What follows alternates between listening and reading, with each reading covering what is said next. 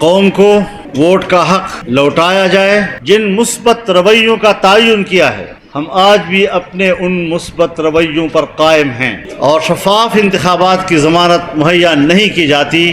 منانے اور راضی کرنے کے الفاظ کا کیا معنی؟ پی ٹی آئی کے خلاف 10-12 سال قبل سے ہمارا موقف اور اس حوالے سے ہمارے تحفظات بہت سنجیدہ ہیں۔ اختلافات دور کرنے ہیں یا ہمارے تحفظات دور کرنے ہیں، اس کے لیے مناسب اور موافق ماحول ترتیب دینے کے لیے ہم آمادہ ہیں۔ 8 فروری 2024 کے انتخابی نتائج کسی قیمت پر بھی ہمیں قبول نہیں اور انتخابات میں اسٹیبلشمنٹ کی مداخلت کے خلاف اپنی تحریک کو آگے بڑھائیں گے، اس مطالبے کے ساتھ کہ قوم کو ووٹ کا حق لوٹایا جائے اور اثر نو، صاف اور شفاف غیر جانبدارانہ انتخابات منعقد کیے جائیں، جس سے اسٹیبلشمنٹ اور ہمارے خفیہ ادارے دور رہیں اور اس کی مکمل ضمانت ہو کہ کسی طریقے سے بھی اسٹیبلشمنٹ اور ان کے ادارے وہ الیکشن کے عمل میں مداخلت نہیں کریں۔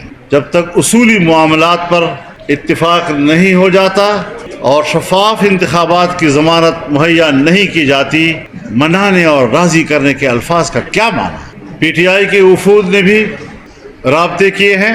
مرکزی مجلس شورا کی رائے میں پی ٹی آئی کے خلاف 10-12 سال قبل سے ہمارا موقف اور اس حوالے سے ہمارے تحفظات بہت سنجیدہ ہیں۔ اگر وہ ہم سے مذاکرات کرنا چاہتے ہیں، ہم خوش آمدید کہتے ہیں۔ ہم نے ابتدائی طور پر بھی ان پر واضح کر دیا تھا کہ اگر اختلافات دور کرنے ہیں یا ہمارے تحفظات دور کرنے ہیں، اس کے لیے مناسب اور موافق ماحول ترتیب دینے کے لیے ہم آمادہ ہیں، اور ہم نے آنے والے وقتوں کے لیے جن مثبت رویوں کا تعین کیا ہے، ہم آج بھی اپنے ان مثبت رویوں پر قائم ہیں۔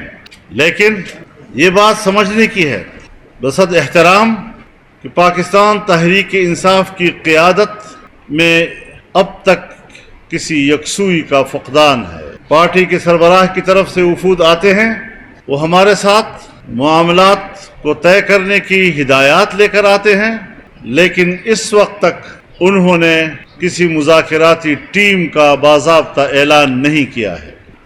دوسری طرف سنی اتحاد کونسل کے سربراہ، جن کا میں دل سے احترام کرتا ہوں، انہوں نے کل ہی بیان دیا ہے کہ جمعیت علماء اسلام کے ساتھ اتحاد نہیں ہو سکتا۔ اب یہ دو بالکل متوازی اور متصادم قسم کی آراء، ہم اس میں کوئی ایک رائے قائم کرنے میں دقت محسوس کر رہے ہیں۔ تاہم ایک بہتر سیاسی ماحول تشکیل دینے میں ہمیں کوئی ہچکچاہٹ نہیں ہے۔ سیاسی جماعت اختلافات کو طے کرنے کے لیے نہ مذاکرات کا انکار کرتی ہے اور نہ مسئلے کے حل کا انکار کرتی ہے۔